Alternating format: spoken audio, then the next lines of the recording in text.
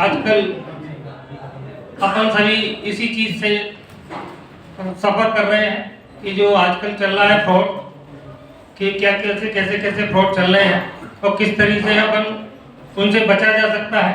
इसी के ऊपर आज एक अवेयरनेस प्रोग्राम और जागरूकता कार्यक्रम करने के लिए हमारे यहाँ पुलिस प्रशासन की तरफ से सभी लोग वरिष्ठ जन पधारे हुए हैं। मैं उन्हीं सभी का स्वागत करता हूं कि उन्होंने अपने व्यस्तम कार्यक्रम में सभी लोग आए। सभी का यहाँ स्वागत है।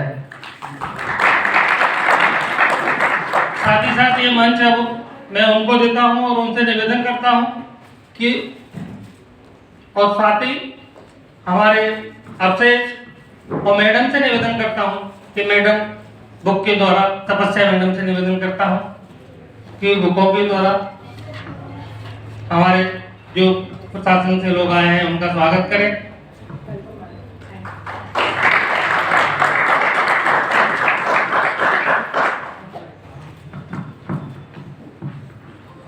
सर से निवेदन करता हूं कि सर लोकेश ठाकुर सर से निवेदन करता हूं कि वो हमारे जो वरिष्ठ टीआई साहब जो पधारे हुए हैं उनका स्वागत करें। उन्हें आशुतोष सर से निवेदन करता हूं कि जो हमारे सर पधारे हुए हैं उनका स्वागत करें।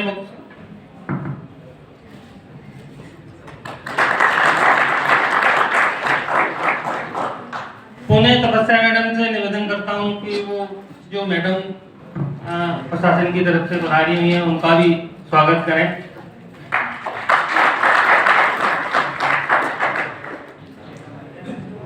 Thank you madam. इस स्वागत की कड़ी के आगे फिर अब ये मैं मंच उन्हीं को सौंपता हूं और वो आज इस पर हम सभी को जानकारी प्रस्तुत करेंगे और किस तरह हम इस फ्रॉड से बच सकते हैं। इसके लिए वो एक महत्वपूर्ण साझा जानकारी साझा करने के लिए मैं उनको आमंत्रित करता हूं। Thank you. आप सभी को गुड आफ्टरनून। साइबर फ्रॉड जो सबसे ज़्यादा हो रहे हैं, साइबर क्राइम यदि आप देखा जाए तो लूट डकैती जो है ये फ्रॉड कम हो रहे हैं, जो भी है अपराध, पर साइबर फ्रॉड सबसे ज़्यादा हो रहे हैं। आप लोग जानते हैं साइबर फ्रॉड क्या होता है? मुझे लगता है सभी जानते हैं पर बोल नहीं पा रहे हैं। सही है गलत है? कौन बोला गलत है? साइबर फ्रॉड आप लोग जानते हैं या नहीं जानते हैं?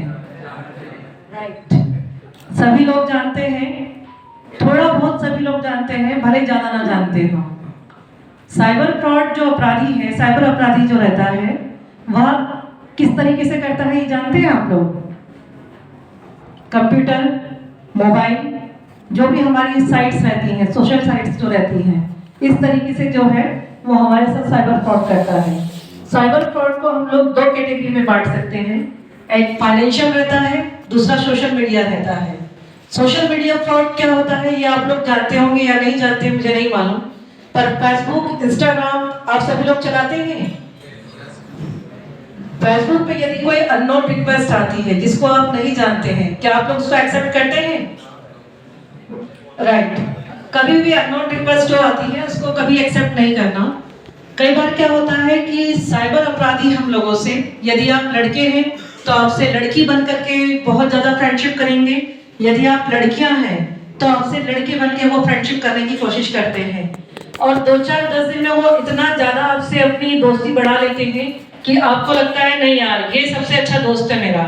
उस दोस्त के आगे आपको सारे दोस्त, अपने भाई जो भी हैं, सब पीके लगने लग जाते हैं। धीरे धीरे वो आपको अपनी बातों में बहुत उलझा लेते हैं। कभी कभी तो बात इतनी बढ़ जाती है कि वो लोग बोलते हैं कि नहीं मैं आपसे शादी करना चाहता हूँ। यदि लड़का है तो लड़की को बोलेगा, लड़की है तो लड़के को बोलेगी। वो सिर्फ मैसेजेस में ही आपसे बात करते हैं, ठीक है। कई बार वो होता है कि आपको बोलेगा कि नहीं मैं आपसे मिलने आना चाहता हूँ। वो अपना जो भी बताते हैं आपको, अपना जो भी वीडियो भेजेंगे, बड़ी लग्जरियस टाइप का भेजते हैं कि मैं विदेश में रहता हूँ, अमेरिका में या XY कोई भी सिटी में मैं रहता हूँ और मेरी लाइफ काफी अच्छी है। फोटोग्राफ्स भी आपको सेंड करेंगे तो आपको लगता है कि नहीं यार बहुत बढ़िया है ये व्यक्ति और ये हमारी लाइफ के लिए सही है। उसके बाद वो जो है आपको वीडियो भेजता है कि मैं आपके लिए डायमंड रिंग भेज रहा हूँ या बहुत महंगे गिफ्ट आपके लिए भेज रहा हूँ। वो बाकायदा वो बोलेगा कि मैंने आपको वीडियो बना के आपके पास भेजेगा और आपको बताएगा कि मैंने भेज दिए हैं। फिर उन्हीं की गैंग का कोई व्यक्ति जो आपको कस्टम ऑफिसर बन के फोन लगाता है कि आपके लिए अमेरिका से यहाँ से जो गिफ्ट आया है उसका आपको कस्टम ड्यूटी पे करना पड़ेगी। ऐसी कंडीशन में आपको वो व्यक्ति भी फोन लगाएगा जो आपको कंटिन्यू आपसे फ्रेंडशिप में है। वो बताता है कि मैं आपसे मिलने आना चाहता था पर मेरे पास में जो भारतीय मुद्रा नहीं है, यदि अभी आप पे कर देंगे तो मैं आपको दोबारा जो है वहां आने के बाद आपको पैसा दे दूंगा। आप सोचते हैं यार उसने इतना महंगा डायमंड रिंग भेजा है या नेकलेस भेजा है, तो इस कंडीशंस में आप क्या करते हैं, उसको बोलते हैं ठीक है आप मुझे अकाउंट नंबर दे दीजिए मैं पे कर दूंगा। ऐसे समय में वो जो अपराधी है आपको एक अकाउंट खाता जो है आपको अवेलेबल करवाता है और आप उसमें पैसे डाल देते हैं। ये पैसा जो है साइबर अपराधी किसी गरीब व्यक्ति का या जो भी ऐसा अननोन पर्सन जिसको आप नहीं जानते हैं जिससे वो खाता खरीदता है उसका खाता देता है और वो खाता उसके खातों से खाते में से पैसा जो है ट्रांसफर होते हुए उसके पास पहुंच जाता है।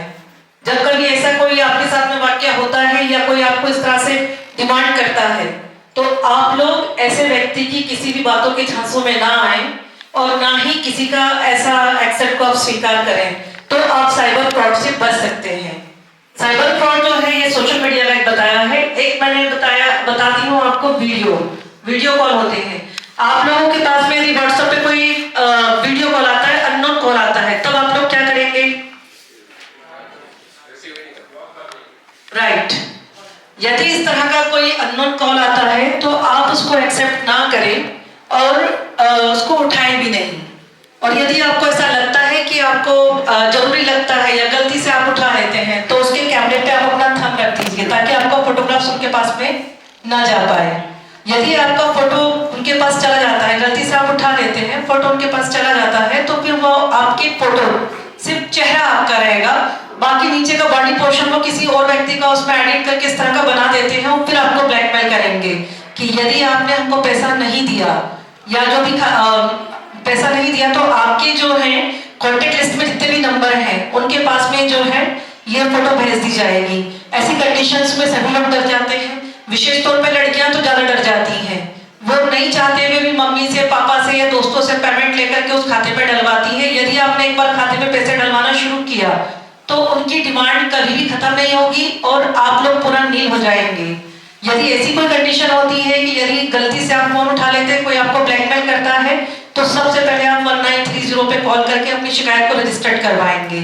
यह हमारे बचाव का तरीका है। तीसरा जो है एक फर्जी क्रेडिट मैसेज आपके पास में वो लोग करते हैं कि मुझे आपके पापा या मम्मी के अकाउंट में पैसा डालना था पर उन लोगों का अकाउंट नहीं चल पा रहा है, तो मैं आपके अकाउंट में डालना चाहता हूं, तो आप अपना फोन पे गूगल पे नंबर दे दीजिए तो मैं आपके अकाउंट में पैसा डाल देता हूं। ऐसी कंडीशंस में आपको क्या करना चाहिए? वो व्यक्ति लगता भी यही है कि आपका बहुत जानने वाला है, आपका परिचित है और वो बिल्कुल ऐसे बात करता है जैसे कोई अपनत्व से बात करते हैं।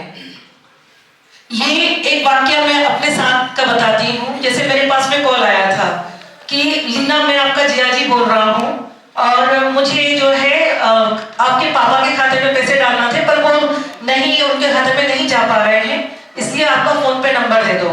क्योंकि मेरे पापा की डेथ पहले हो चुकी थी और जैसे उसने जिस तरीके से मुझसे बात की तो मुझे ऐसा लगा कि वास्तव में यार ये जानने वाला होगा। पर जब उसने बोला कि मैंने आपके पापा के खाते में पैसे डालना थे, मैं समझ गई कि फर्जी कॉल है। तो मैंने तत्काल उसको बोला था, मैंने कि क्यों तुम लोग इतना अपना दिमाग लगाते हो, हम लोग भी अपनी मेहनत से पैसा कमाते हैं। उसने फोन कट कर दिया।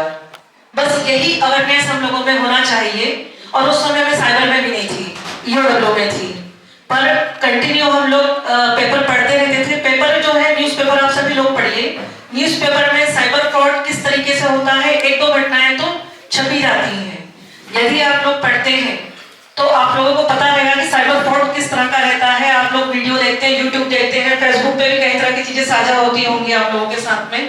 तो आप लोगों को ये जो अवेयरनेस प्रोग्राम है करने का हम लोगों का कारण ही यही है कि जो साइबर फ्रॉड लोगों के साथ में हो रहे हैं वो किसी भी तरीके से रुक जाए। क्योंकि साइबर अपराधी बहुत ज्यादा 12th जो साइबर फ्रॉड व्यक्ति करता है वो सिर्फ 10th और 12th पढ़ा रहता है और वो हम जैसे लोगों को बेवकूफ बनाता है। और उसमें शेयर ट्रेडिंग के लिए भी आप लोगों के पास में कॉल आता होगा कि आप अगर शेयर मार्केट में ट्रेड करना चाहते हैं तो आप इस वेबसाइट्स पे आप उसको कर लीजिए, अपना डीमैट अकाउंट आप खोल लीजिए, तो आपको जो है हम 5% या 6% का आपको प्रॉफिट देंगे। आप लोग कभी भी इस तरीके के झांसे में ना आए। हम लोगों का लेटेस्ट जो भी हम लोगों ने गेट पकड़ी थी वो पकड़ी थी मंदसौर श्यामगढ़ से। ये मेरी पूरी टीम साथ में थी। साइबर फ्रॉड की हम लोगों के पास में इतनी शिकायतें आ रही थी, करीबन 1.25 करोड़ तक की शिकायत हम लोगों के पास में आई थी साइबर फ्रॉड की। हम लोग खुद भी परेशान हो चुके थे। फिर हम लोगों ने एक मुखबिरी लगाई जाती है पुलिस विभाग में, और ये जो मुखबिरी थी मेरे यहाँ के सब इंस्पेक्टर हैं सत्येंद्र सिंह, इनकी तरफ से इनका नेटवर्क, सोशल नेटवर्क इनका काफी अच्छा है, और इनकी मुखबिरी के ऊपर हम लोगों ने काम किया था। जब काम किया तो हम लोगों ने वहां से 22 लोगों को पकड़ा था। उसमें 18 लड़कियां थी। लड़कियों का काम सिर्फ ये था कि वो कॉलिंग करती थी सभी लोगों को। इन लोगों को एक स्क्रिप्ट दी जाती है कि मैं पंजाब से बोल रही हूँ या कर्नाटक से बोल रही हूँ, यदि आप जो है इस वेबसाइट पर आप ट्रैक करेंगे या डीमेट अकाउंट खुलाएंगे तो आपको फायदा दिया जाएगा। और लोगों का उन्होंने काफी ज्यादा पैसा जमा करवाया था। 81 लाख रुपए तक की जो है असम के व्यक्ति से उन लोगों ने अकाउंट में पैसा डलवाया था। तो आप लोग यदि अवेयर रहते हैं, इस तरीके के कॉल आपके पास में आते हैं तो आप तत्काल मना कर दीजिए कि हमें नहीं करना, कोई ट्रेड नहीं करना है। जो 81 लाख असम के जिस व्यक्ति का हम लोगों ने जमा करवाया था, उनकी वाइफ बीमार है, मेंटली जो है परेशान है, वो बुजुर्ग दंपत्ति है जिनका पैसा उन्होंने जमा करवाया है, वो पैसा कहीं और निकला है। हम लोग इस केस पे भी काम कर रहे हैं और इनकी बने रहते हैं, मैनेजर रहता है। यदि लड़कियों ने कॉल किया है तो वो आपसे कॉल करके आपको बिल्कुल अपनी बातों के झांसों में फंसाएंगी। उसके बाद वो अपने सीनियर को कॉल दे देती है, फिर वो आपसे बात करके कंटिन्यू आपसे अकाउंट में पैसा डलवाते रहते हैं कि आपको इतना लाभ मिलेगा, आप और पैसा अकाउंट में डलवाइए। जब आपका 2-2.5 लाख रुपए जमा हो जाता है, तब जब आप कहते हैं कि मुझे पैसा निकालना है तो वो लोग मना कर देते हैं कि ठीक है अभी ये प्रॉब्लम आ रही है, इसमें भी सर्वर नहीं चल पा रहा है। वर्चुअल कंडीशंस में आपको लगेगा कि इसमें मेरा पैसा जमा है अकाउंट में, पर पैसा आपके अकाउंट में जमा नहीं रहता है। आप जो भी पैसा जमा करते हैं वो कहीं और ही निकल चुका होता है। तो ऐसे किसी भी कॉल पे आप लोग बिल्कुल विश्वास मत करिए, और जो भी हो सकता है कि अवॉइड करना ज्यादा सही है ऐसे फर्जी कॉलों को। और इस साइबर फ्रॉड के संबंध में आपको और ज्यादा जानकारी देंगे मेरे यहाँ के sub inspector Satyendra Singh. Financial fraud है वो जो आपकी मेहनत की कमाई को ठग लेते हैं, वो है फाइनेंशियल फ्रॉड। जैसे निवेश के नाम पे आप कहीं शॉपिंग कर रहे हैं ई कॉमर्स कंपनी में, उसके माध्यम से। इसके लिए जैसे मैं 2 उदाहरण बताएं। और ऐसी सोशल मीडिया जैसे आपके प्रोफाइल को क्लोन कर लिया, फेक प्रोफाइल बना ली, किसी को हरासमेंट करना, आपकी प्रोफाइल पे फर्जी पिक लगा के उसको शेयर करना, पैसों की मांग करना, इस टाइप से। यहाँ पे आज का युग जो डिजिटल युग है, सभी एंड्रॉइड मोबाइल चला रहे हैं, सभी सोशल मीडिया का उपयोग कर रहे हैं। पहले क्या है, इतना ज्यादा उसका डिजिटल युग नहीं था तो इतना चलन नहीं था। आज हर चीज अपन फोन से उपयोग कर रहे हैं। पहले हम हर चीज जाके फिजिकली खुद ही जाते थे, सारी एजेंसी में जाके खुद उसको वेरीफाई करते थे। लेकिन आजकल वो सबको आराम चाहिए तो सबने ये चीजें भी बंद कर दी। तो लोग सोचते नहीं है, सोचते हैं कि इजीली चीजें हो जाए वो ज्यादा अच्छा है। यहाँ पे ट्रेडिंग भी कई लोग करते होंगे, तो कितने लोग हैं जो ट्रेडिंग करते हैं शेयर मार्केट में? तो आपको पता है ट्रेडिंग कैसे करते हैं, कहाँ पे की जाती है? किसी को पता है? ब्रोकर के माध्यम से। लेकिन आपको खुद अपना डीमैट अकाउंट खोलना है। जैसे जिरोधा है, एंजल वन है, कोटेक सिक्योरिटी है, पेटीएम है, 5 पैसा है और ग्रो है। सेबी कहती है कि कोई भी अगर ट्रेड करता है तो अपना अकाउंट आपको किसी को ऑपरेट करने के लिए नहीं देना है। अगर कोई ब्रोकर भी है आपको ट्रेडिंग कराता है तो आपको अपना अकाउंट उसको हैंडल करने नहीं देना। वो आपका जो पैसा है वो अपने अकाउंट में नहीं डलवा सकता किसी भी प्राइवेट अकाउंट में। जब आप डीमैट अकाउंट खोलते हैं तो आप उसमें आपका अकाउंट खुद ही लिंक रहता है, आप खुद से उसमें पैसा ऐड करिए और ट्रेडिंग करिए। अपने जो भी आप एनालाइज करते हो टेक्निकल एनालिसिस अपने हिसाब से करिए। तो जब आप निवेश करते हैं तो आपका जो डाटा होता है वो साइबर टेक खरीदते हैं, 1 रुपया 2 रुपये जैसे भी, या तो लिंक होता है डाटा। तो उसमें से प्रीमियम कस्टमर ढूंढे जाते हैं कि प्रीमियम जो ज्यादा इन्वेस्टमेंट कौन करता है। जब वो प्रीमियम कस्टमर, उनका डाटा जब दिखता है तो सारी जानकारियां उनके पास में होती है। फिर वो आपको फोन करेंगे कि सर आप शेयर मार्केट में इन्वेस्ट करने के लिए इन्वेस्ट करना चाहते हैं क्या, आप इंटरेस्टेड है? जब आप बोलते हैं हाँ इंटरेस्ट करना, तो बोलते हैं कितना फायदा हो जाता है? आप बोलते हैं मेरे को 2-4% 10% हो जाता है। वो हमारे कंपनी में प्लान है, आप 10,000 रुपये लगाइए और 3 दिन में 2 दिन में आपको 10,000 रुपये वापस मिल जाएंगे। ठीक डबल हो जाए, डेफिनेटली आपका पैसा डबल होगा। तो जब आप बोलते हैं चलो ठीक है छोटी रकम में 10,000 रुपए लगा के तो देखते हो इतना कन्विंस कर लेंगे आपको कि आप सोचेंगे चलो 10,000 रुपए ही तो है। जैसे आप लगाओगे उसमें पैसा तो आप एक दो दिन पहले 2-4 दिन 5 दिन वो क्या करेंगे, जो आपका डीमेट अकाउंट है उसी में आपको शेयर देके ट्रेड कराएंगे। जब आपको लगेगा नहीं नहीं यार ये जो शेयर दे रहे हैं उससे प्रॉफिट तो हो रहा है, कहीं ना कहीं पैसा तो बन रहा है, फिर बोलेंगे सर अगर आप हमारे ऐप से अगर ट्रेडिंग करेंगे तो आपको ज्यादा फायदा होगा।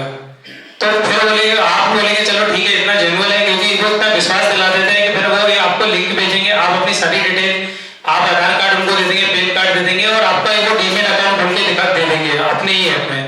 क्योंकि वो ऐप होता नहीं, वो डेमो अकाउंट होता है, वो लिंक जो भेजते हैं वो जो ऐप होता है वो डेमो रहता है।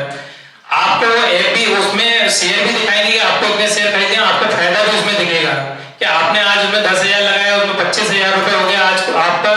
फिर वो बोलेंगे सर आप और लगाइए 20,000 रुपए की ये शेयर ले लीजिए, आप नहीं भी बोलेंगे वो आपको 20 शेयर 50 शेयर अलॉट कर देंगे, पहले छोटा छोटा करेंगे अलॉट। तो आप बोलेंगे यार अलॉट हो ही गए शेयर तो फिर पैसा दे देता हूँ, फिर आपको उसमें 50,000 फायदा दिखने लगेगा, 1 लाख दिखने लगेगा, सर आप और करिए। जैसे आप उसमें 2 लाख 1 लाख 1.5 लाख में पहुंचेंगे, फिर आप जैसे उसको विड्रॉ करने जाएंगे तो आप उसको विड्रॉ नहीं कर पाएंगे, क्यों? क्योंकि वो डेमो अकाउंट है। फिर जब आप बोलेंगे वो विड्रॉ नहीं हो रहा तो वो आपसे बोलेगा सर वो विड्रॉ इसलिए नहीं हो रहा क्योंकि आपको जीएसटी पे करना पड़ेगा 9% 18%। फिर आप बोलेंगे चलिए ठीक है मैं जीएसटी पे करेंगे, क्योंकि पैसा फंस चुका है तो निकालना तो है। तो फिर आप उसको पैसा जीएसटी पे करेंगे तो वो बोलेंगे कि सर आपको आईपीओ अलॉट हो गए हैं, 50,000 आईपीओ अलॉट कर दिए हमने जेनटेक के या पेटीएम या कोई भी नया शेयर आया तो वो ऐसा विश्वास देंगे आपका सर्टिफिकेट शेयर आपको हम उपलब्ध कराएंगे। अब वो आपको अलॉट कर दिया तो आपका पैसा 1.5-2 लाख तो फंस ही गया। अब उन्होंने बोला कि ये शेयर भी आपको अलॉट हो गए सर, अब आपको इसका पेमेंट 12 लाख 15 लाख रुपए करना पड़ेगा, नहीं तो आपका ये पैसा भी डूब जाएगा। फिर वो बोलेंगे नहीं मेरे पास इतना पैसा तो है नहीं, बोलेंगे सर लोन ले लीजिए। वो इतना कन्विंस करेंगे आपको, बोलेंगे चलो सर आधा आप कर दीजिए आधा मैं कर देता हूँ। हम कुछ ना कुछ करते हैं, अपने सीनियर से बात कराते हैं, उनका सीनियर आपसे बात करने लगेगा, फिर आप कहीं ना कहीं से पैसा जुगाड़ करके फिर उनको पैसा देंगे। फिर जैसे ही आप उनको पैसा देंगे फिर वो पैसा नहीं निकलेगा आपका, क्यों? क्योंकि वो डेमो अकाउंट है और वो आपको इतना फंसा लेंगे, आप पैसा कितना भी देते जाएंगे और आप अपनी कितनी होगी अपना शरीर भी बेच देंगे तो भी वो बोलेंगे नहीं नहीं और पैसा चाहिए हमको। तो हमेशा ध्यान रखना है कि जब शेयर मार्केट में निवेश करना है तो जो ऑथराइज्ड ऐप है ऑथेंटिक ऐप है उनसे ही करना है। जैसे मैंने शुरू में बताया आपको ग्रो है, जिरोधा है, भाई पैसा है, इस पे आप और किसी को ऑपरेट करने के लिए नहीं देना है अपना अकाउंट। दूसरी चीज निवेश के नाम पर तो मैंने बता दिया, यहाँ शॉपिंग भी सभी करते हैं आजकल। मेरे को नहीं लगता कि लोग फिजिकली जाके कपड़े खरीदते होंगे या अन्य जो सामान है वो खरीदते होंगे, हर कोई अलग अलग माध्यम से ऑनलाइन शॉपिंग करता है। तो ऑनलाइन शॉपिंग भी कैसे करना है, तो जो ऑथेंटिक ई कॉमर्स कंपनियां हैं उससे ही करना है, जैसे फ्लिपकार्ट है, मिंत्रा है, अमेजोन है, आप इनसे ही जाके शॉपिंग करिए। क्या होता है कभी कभी हम सोशल मीडिया का उपयोग करते हैं, फेसबुक का उपयोग करते हैं, इंस्टाग्राम का उपयोग करते हैं, ऐड देख लेते हैं, हमको चीजें अच्छी लगने लगती है, नहीं यार ये चीज अच्छी है, और ये तो और चीजों का भी उनको ऐसा पता चलता है कि जब हम ऐप डाउनलोड करते हैं तो हम ध्यान नहीं देते, जैसे हमने ऐप डाउनलोड किया उसको सारी परमिशन दे देते हैं। जब आप देखना कभी भी कोई नया ऐप डाउनलोड करेंगे तो परमिशन मांगता है, तो उसमें हम ध्यान नहीं देते और सारी परमिशन उनको अलाउ कर देते हैं। तो ये भी बहुत ध्यान देने वाली बात है, क्या आपको अलाउ करना है, क्या डिनाई करना है। अब वो आपसे आपकी फोटो गैलरी का एक्सेस मांगेगा, आप दे देते हैं, आपका माइक्रोफोन का एक्सेस मांगेगा, आप दे देते हैं, वीडियो का मांगता है आप दे देते हैं, आपकी लोकेशन का मांगता है आप दे देते हैं। फिर वो क्या करते हैं, वो ऐप जैसी आप बात करोगे किसी भी चीज की शॉपिंग की या कुछ की, वो आपकी बातें सुनते हैं।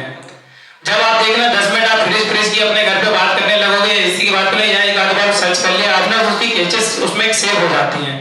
फिर आपको देखना आप 10 मिनट आप जैसे आप कुछ भी बोलेंगे आपको उसी की ऐड दिखेंगे। तो ये भी चीज ध्यान देना है कि आप जब ऐप डाउनलोड कर रहे हैं तो उसको क्या परमिशन अलाउ करनी है और क्या डिनाई करनी है। कभी कभी ऐसा होता है कि जब हम ऑनलाइन शॉपिंग कर लेते हैं ई कॉमर्स कंपनियों से, तो कुछ प्रोडक्ट ऐसा आ जाता है जिसे हमें वापस करना है, रिटर्न करना है, हमको अच्छा नहीं लग रहा है, तो कुछ लोग क्या करते हैं कि गूगल पे सर्च कर लेते हैं उसका कस्टमर केयर का नंबर। तो जो ऊपर नंबर दिख रहा होता है जरूरी नहीं वो नंबर सही है।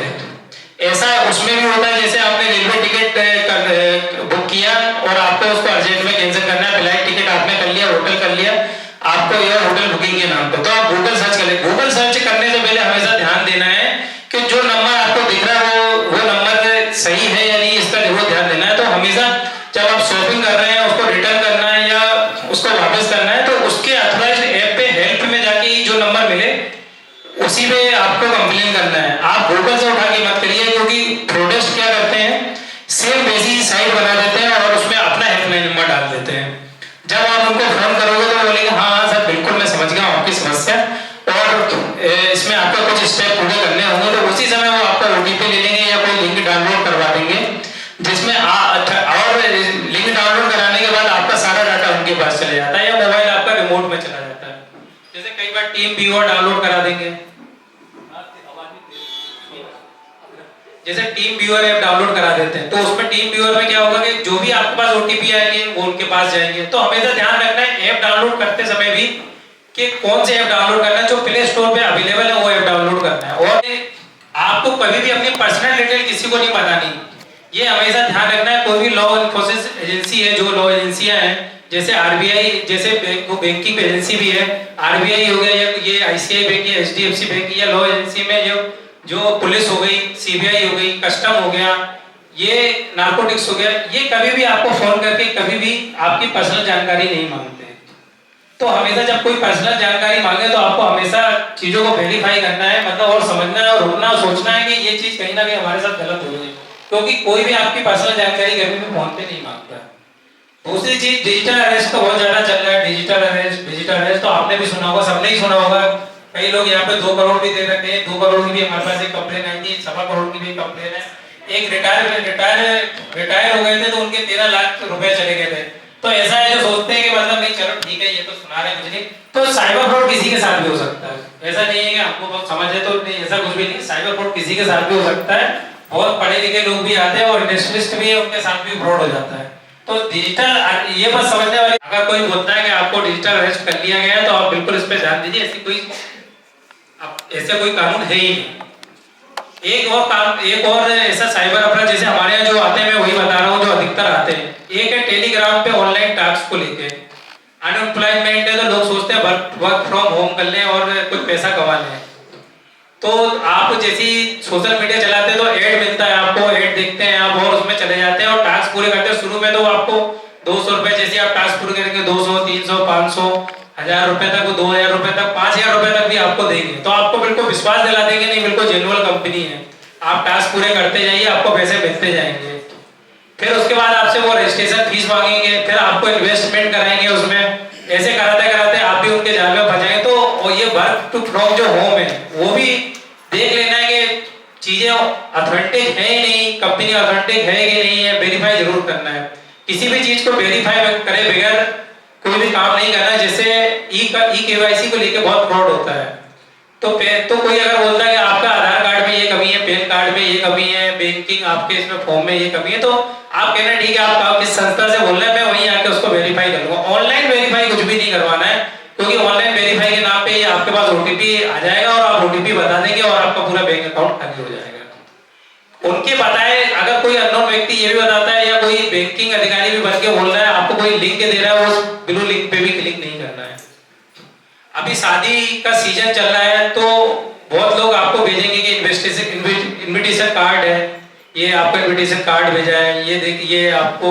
तो आप क्या करेंगे, उसको खोल के लोन APK भेजते हैं, तो आप उसको खोल लेते हैं तो वो APK फाइल ऐसी रहती है, वो जंक फाइल रहती है, वो जाके आपके मोबाइल में इंस्टॉल होते ही आपका मोबाइल से पूरा डाटा उड़ जाएगा और पूरा मोबाइल उनके पास रिमोटली चला जाता है और फिर उसको ऑपरेट वही करते हैं, आप कुछ नहीं कर पाएंगे। आपके सारे बैंक के OTP और कॉल्स सब उन्हीं के पास जाएंगे, आपका सोशल मीडिया अकाउंट भी वही ऑपरेट करने लगते हैं। फिर उसी आपके ही सोशल मीडिया अकाउंट से फिर वो फ्रॉड करते हैं। अभी हाल ही में एक मामला हुआ था, एक इंजीनियर ही थे, सॉफ्टवेयर इंजीनियर, बोलते हैं कि इंजीनियर है तो उनके साथ फ्रॉड नहीं होता।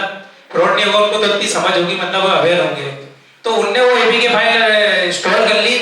उसके बाद उनने कलेक्टर को, जयपुर के कलेक्टर को मैसेज किया और उनको गाली और उनको हैरेसमेंट किया। उसके बाद FIR उसमें दर्ज हुई। फिर बाद में जब IP देखा तो उसको IP और किसी के पास निकला, वो उसको कोई और ऑपरेट कर रहा था। तो ये भी ध्यान देने वाली बात है कि किसी अननोन व्यक्ति के द्वारा भेजी या नॉन व्यक्ति भी भेज रहा है कोई भी लिंक, तो उसको डाउनलोड नहीं करना है, ना उस पर क्लिक करना है। वो उसमें त्योहारों में भी बहुत ज्यादा होता है कि देखिए आपके लिए क्या भेजा है, आपके लिए ये गिफ्ट भेजा है।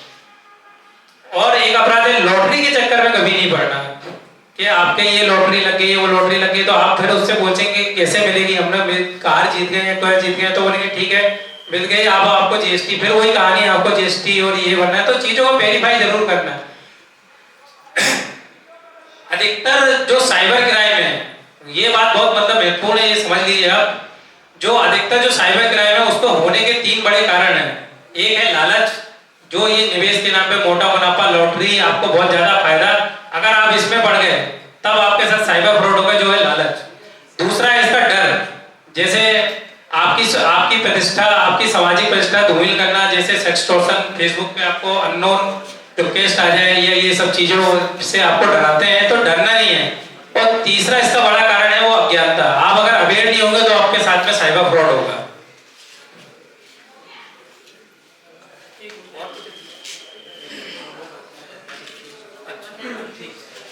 सोशल मीडिया पे जो एक्टिव है, जैसे फेसबुक पे है, व्हाट्सएप पे है और जीमेल पे, तो 2 स्टेप वेरिफिकेशन जरूर ऑन करके रखना आप, ये आपके लिए अच्छा है। 2 स्टेप वेरिफिकेशन जरूर करके रखिए, चीजों को वेरीफाई करिए, कुछ भी चीज अगर कोई बोल रहा है तो जरूर उसको वेरीफाई करिए। एक ये और चला है कि आपके बच्चे का एक्सीडेंट हो गया है, हॉस्पिटल ले जा रहे हैं आप, अब वो बात करने की स्थिति में नहीं है, आप जल्दी पैसा डाल दीजिए, तो 1 मिनट सोचना जरूर है, अपने बच्चे को फोन जरूर लगा लेना। किसी के बच्चे हॉस्टल में रह रहे हैं, कोई बाहर रह रहा है, कोई अबॉर्ड रह रहा है, यहाँ से बाहर रह रहा है, तो एक बार वेरीफाई जरूर करना। मेरा ये कहना है कि कोई अगर ऐसा बोलता है तो वेरीफाई जरूर कर लेना कि हकीकत में ऐसी चीज है या कि नहीं है।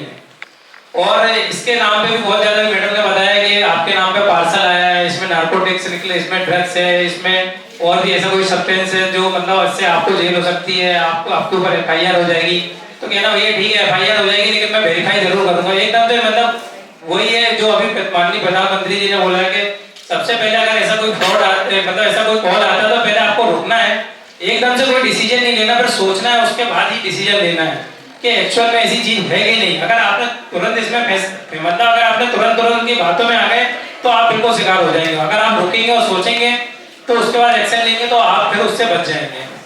और चलिए ये तो ठीक है, हमें साइबर क्राइम के प्रकार बता दिए आपको कैसे कैसे होते हैं, मोस्टली इसी तरीके से फ्रॉड होते हैं। और ये गेमिंग के माध्यम से बहुत ज्यादा फ्रॉड होता है, जैसे एक एविएटर गेम चल रहा है, कलर ट्रेडिंग गेम चल रहा है, अभी जो बच्चे युवा ये ज्यादा खेलते हैं कलर ट्रेडिंग, एकदम से पहले 3 पत्ती ये सब, इसमें आप ये समझना है, इसमें एक ने अभी कलर ट्रेडिंग का हमारे पास केस आया था, उसमें 75 लाख रुपए निकाल गए। तो इसमें जो खिलाने वाला वो कभी लॉस में नहीं जाता, वो खेलने वाला हमेशा हारता है, क्योंकि जो उसमें एडमिन पैनल होता है उसको सारी जानकारी होती है कि आपके पास कितना पैसा है, और वो आपको बिल्कुल क्या कहते हैं, आपको जिताएगा हराएगा और आपको फिर लेवल मेंटेन करा के बिल्कुल आपको ड्रेन कर देगा, क्या आपके पास पैसा बचेगा ही नहीं उसमें। तो हमेशा कोई भी जो गेम खेल रहा है उसमें बिल्कुल आपको अवेयर रहना है कौन सा गेम खेल रहा है। अपन को गेम खेलना मनोरंजन के, उससे ऐसा गेम नहीं खेलना जिससे आपको आर्थिक हानि हो जाए। आप नई बात ये बता दिए कि साइबर क्राइम कितने प्रकार के होते हैं, लेकिन अगर हो जाए तो क्या करना है। अगर आर्थिक फाइनेंशियल फ्रॉड होता है आपके साथ में, तो सबसे पहला काम ये है कि समय पे पैसे को रोकना। आप पैसे तो डाल दिया आपने और पैसा चला गया, तो आप इसको रोकेंगे कैसे।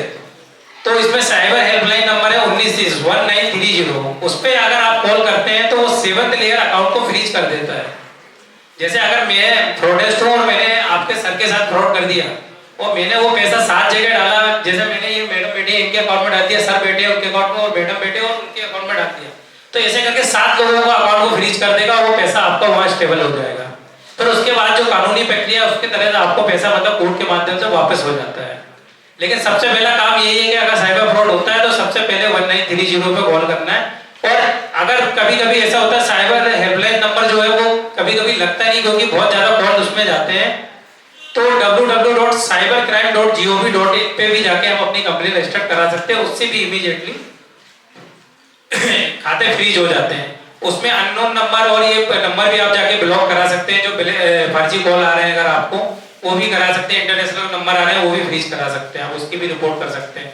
एक साइबर दोस्त है वो भी आप डाउनलोड करके जानकारी उसमें ले सकते हैं, पेज भी है उसका। तो आप जितने ज्यादा अवेयर रहेंगे उतना ज्यादा आप बचे रहेंगे। इसमें मैंने आपको बताया साइबर फ्रॉड होने के 3 बड़े ही कारण हैं। एक तो अगर आप लालच में हैं तो आपके साथ फ्रॉड होगा, डर गए आप तो फ्रॉड होगा, और अगर आप जो अभी की जो मॉडस ऑपरेंडी है अपराध करने का तरीका साइबर जो फ्रॉडेस्ट कर रहे हैं, अगर आप उससे अवेयर नहीं है तो आपके साथ में साइबर फ्रॉड होगा। अगर आप ये तीनों चीजों में नहीं आएंगे आप बचे रहेंगे। ये चीजें जानकारी मतलब जितने भी लोग हैं मैं ये चाहता हूँ कि इसको ज्यादा से ज्यादा आप लोग फैलाएं। ये बहुत बड़ा अभियान चल रहा है, माननीय मुख्यमंत्री महोदय चला रहे हैं और माननीय हमारे डीजी साहब चला रहे हैं। तो ये सेफ क्लिक करके ये अभियान चल रहा है पूरे मध्य प्रदेश में। हम ये चाहते हैं कि ज़्यादा से ज़्यादा लोग इसमें अवेयर हों और ज़्यादा से ज़्यादा ये लोगों के तक पहुँचे। अपना अकाउंट किसी को बैंक अकाउंट कभी किसी को ऑपरेट करने के लिए नहीं देना। अपना बैंक अकाउंट किसी को मतलब उसका आईडी और पासवर्ड नहीं बताना, उसमें भी आप आरोपी बन सकते हैं। यदि आपने अपना अकाउंट कुछ पैसों के लालच में कभी बेचा, 10,000 20,000 रुपए के लालच में लोग बेच देते हैं, उसमें फिर वो साइबर ठगी के पैसे डलवाते हैं, उसमें भी आप आरोपी बन सकते हैं। एक चीज और ध्यान रखने की बात है, अभी एंड्रॉइड सभी उपयोग कर रहे हैं, सिम का उपयोग भी सभी करते हैं। संचार साथी में जरूर जाके देखिए आपके नाम पे कितनी सिम रजिस्टर्ड है। कभी कभी क्या होता है, ऑथराइज्ड जो सेंटर है कंपनियों के, वहां जाके ना जाके सिम कहां से खरीद लेते हैं, जो कैनोपी लगा के बैठे होते हैं उनसे जाके सिम खरीद लेते हैं। आप ऑथराइज सेंटर पे भी जा रहे हैं या कैनोपी से भी सिम खरीद रहे हैं, तो जब आप वेरिफिकेशन या उसकी ई-केवाईसी करते हैं, जब तो बहुत महत्वपूर्ण है, आपको ध्यान देना, जब आपने उसमें थंब लगाया वेरिफिकेशन के लिए, तो देखना कि आपका थंब एक बार लग गया मतलब आपको सिम इशू हो गई। लेकिन वो क्या बोलेंगे, अरे सर वो फोटो सही से नहीं खींच पाई, सर वो सर्वर ने बाहर फेंक दिया, और फिर वो आपसे ऐसे आपको पता चले एक बार वो अरे सर अभी मैच ही नहीं हुआ, सर अच्छे से लगाइए। 2 बार लगाए थे, 3 बार लगे, आपके नाम पे 3 सिम इशू हो गई। अब आपको पता नहीं है वो सिम आपकी 2-3 हज़ार में पता चले कंबोडिया चली गई या कहीं और चली गई, नेपाल चली गई, वो यहाँ से रिचार्ज कर रहे हैं और वहाँ से उसकी इंटरनेशनल कॉलिंग कर रहे हैं और लोगों से फ्रॉड कर रहे हैं। जब उसकी कैप हम निकलवाते हैं तो वो कहीं आपके नाम पे आती है, आपके नाम पे आती है, फिर वो आरोपी बनते हैं। तो इसलिए ध्यान रखना, इसमें बहुत महत्वपूर्ण बात है, जब कभी सिम खरीदे तो ये जरूर ध्यान देना कि जब ई-केवाईसी हो रही है, उसका वेरिफिकेशन हो रहा है, तो हमने थंब लगाया तो एक ही बार थंब लगाना है। ये नहीं उसने बोल दिया सर थंब लग नहीं पाया, वो वेरिफिकेशन सर अच्छे से लगाइए, ये सर्वर ने बाहर फेंक दिया, तो देख लेना है कहीं 3-4 सिम तो इशू नहीं होगी अपने नाम पे, एक कंपनी की 7 सिम इशू हो जाती है। तो वो बिल्कुल ध्यान देना है आपको। संचार साथी पे भी अपना आधार कार्ड नंबर जाके डाल के देखना है कि आपके नाम पे कितनी सिम इशू होगी। कभी कभी तो ऐसा होता है उसको पता ही नहीं है, लेकिन उसने क्या किया कि जाके ऐसी कैनोपी से सिम ली, उसने थंब लगाया, उसके नाम पे 2 सिम इशू हो गई और एक उसने साइबर प्रोडेस्क को भेज दी। ये सिम बहुत महंगी 2,000-3,000 की ऐसे बिक जाती है, तो वो ऐसा करते हैं। तो ये भी चीज ध्यान रखने वाली बात है कि क्या करना है क्या नहीं करना है। बाकी किसी की क्वेरी हो तो वो पूछ सकते हैं साइबर फ्रॉड से रिलेटेड। सर किसी ने यदि एपी के फाइल डाउनलोड कर ली जी, और डाउनलोड कर ली और समझ में आ गया कि फोन हैक हो गया, यदि आप उसमें से सिम निकाल दें जी, तो सेफ है सर मोबाइल में से? जैसे आपने अगर कोई एपीके फाइल डाउनलोड कर ली है तो आपको फाइल पे जाके देखना है एपीके में कौन सा ऐप आपने इंस्टॉल कर लिया है। तो वो एपीके फाइल देखेगी, उसको अनइंस्टॉल करना है, उसकी सारी कैचेस उसको क्लियर करना है, और वो ऐप देखना है कहाँ पे इंस्टॉल हुआ। वो ऐप भी आपको दिखेगा आपकी स्क्रीन पे, तो उसको भी आपको अनइंस्टॉल कर देना, उसकी सारी कैचेस क्लियर कर देना, जिससे जो डाटा जो एक्सेस है वो एक्सेस खत्म हो जाएगा। अब लेकिन चूंकि वो आपने एपीके फाइल डाउनलोड तो कर लिया, डाटा तो पूरा उसके पास चले गया, आपके सारे कॉन्टैक्ट चले गए, आपकी गैलरी की जितनी फोटो है वो चली गई हैं, आपके जितने भी मोबाइल, इसलिए हमेशा अपने मोबाइल में कोई भी पर्सनल फोटो आपके नहीं रखने या किसी और के पर्सनल फोटो नहीं रखना है। जरूरी नहीं कि आप एपीके फाइल डाउनलोड करते हैं तो ही आपका डाटा उनके पास पहुंचता है। आप नॉर्मल ऐप भी डाउनलोड करते हैं और उनको परमिशन दे देते हैं आपकी गैलरी एक्सेस करने की, आपका माइक्रोफोन एक्सेस करने की, तो भी आपका सारी जानकारी उनके पास पहुंच जाती है और डाटा आपका क्लोन हो जाता है। तो ये भी ध्यान रखना कि ऐप डाउनलोड कर रहे हैं तो उसको क्या परमिशन देनी है क्या नहीं देनी है। आप ये और चीज देखिए, यार मतलब सरकारी कर्मचारी बैठे हुए हैं तो पेंशनर भी होंगे, तो पेंशनरों के नाम पे भी बहुत ठगी होती है कि मैं पेंशन ऑफिस से बोल रहा हूँ, आपकी पेंशन बंद हो जाएगी, आपका ये केवाईसी नहीं है, आपका आधार अपडेट नहीं है, आपकी समग्र अपडेट नहीं। अभी समग्र को अपडेट करा रहे हैं आईएफएमएस से, सब कर्मचारी बैठे हुए हैं, तो जानते हुए सब लोग बैठे हैं तो सारे कर रहे हैं आईएफएमएस से, उसको अपडेट कर रहे हैं। तो जो साइबर अपराधी वो नई मोडस ऑपरेंडी ढूंढता है, नए अपराध करने के तरीके कि क्या लेटेस्ट है।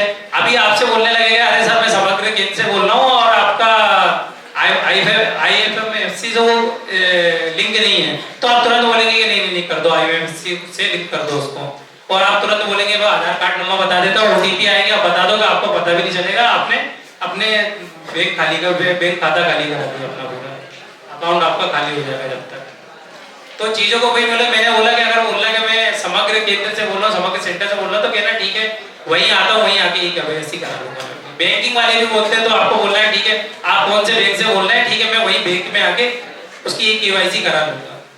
कोई बीमा वाला बोल रहा है कि आपकी पॉलिसी मैच्योर हो रही है, आपकी पॉलिसी ऐसे अभी हुआ है, बाबूजी है हमारे एसपी ऑफिस में मंदसौर में, उनके साथ भी ये एलआईसी की बीमा पॉलिसी की किस्त के नाम पे हो गया था।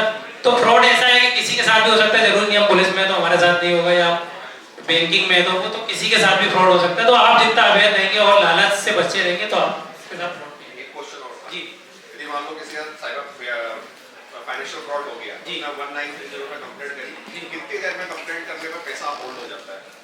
इमीडिएटली होता है वो, उनका एक्सेस वो सेंट्रल लेवल पे चलता है, वो बैंक अकाउंट कहीं का भी होगा भारत वर्ष में, वो कितना टाइम आपके हिसाब से रखना चाहिए कि इस ड्यूरेशन में कर दोगे तो पैसा होल्ड हो जाएगा? अगर 30 मिनट जो गोल्डन टाइम है वो 30 मिनट है। अगर 30 मिनट के अंदर आपके चांस बहुत ज्यादा रहते हैं पैसे रुकने के, तो पैसा मिल भी जाता है उसमें।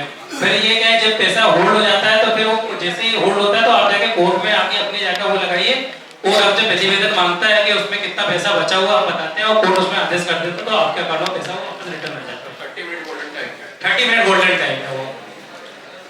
सर ये कई बार वीडियो में बताते हैं कि पुलिस कुछ गाना बता रहे हैं, आपके बच्चे की आवाज़ निकाल के बता रहे हैं,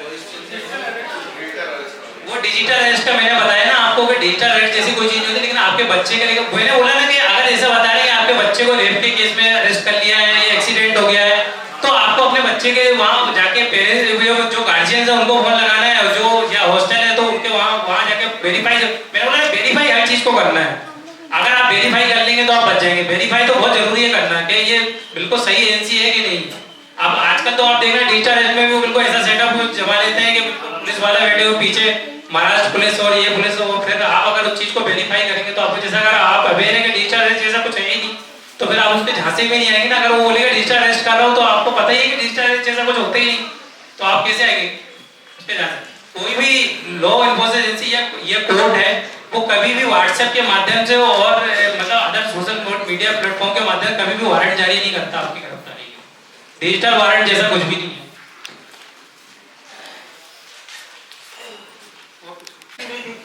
मैंने सबसे पहले सुरक्षित सेंटर से तो उनका उनसे डायरेक्टली कनेक्टेड हुआ जी।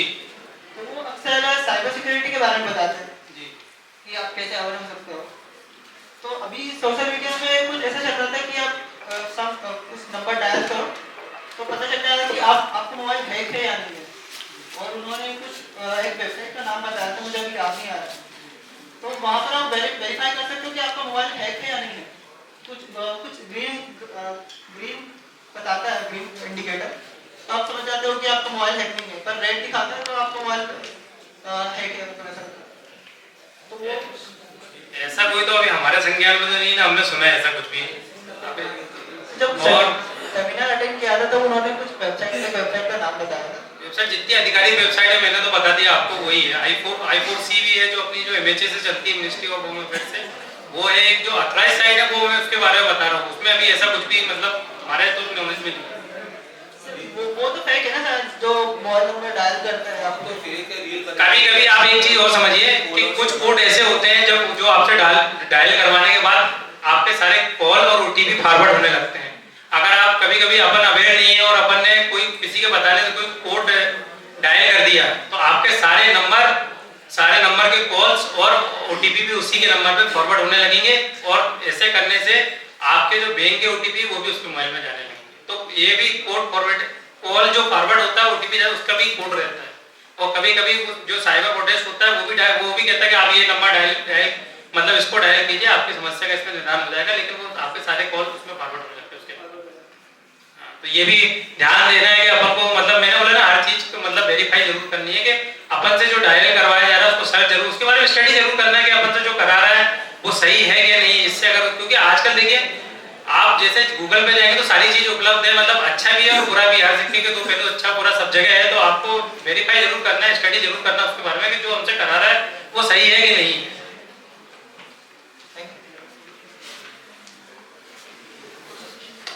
हाँ फोटो ये सबको वो देखिए।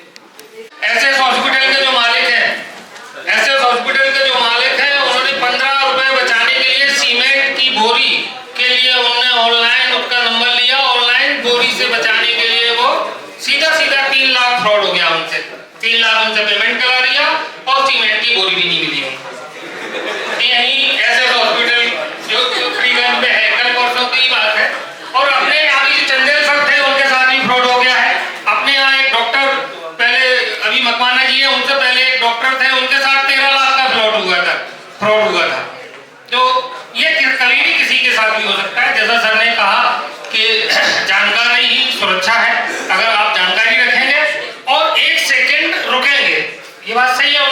बहुत अच्छी जान, ये हर किसी के लिए, हर किसी क्षेत्र में अप्लाई कर सकते हो कहीं भी, कि कहीं भी किसी भी समय रिस्पॉन्स देने से पहले 1 सेकंड रुकिए, तुरंत फिर आपका इंडिकेशन खुद ही आपके अंदर से होगा कि विच चीज करेक्ट और विच चीज रॉन्ग। इसी के साथ आप सभी को बहुत बहुत धन्यवाद और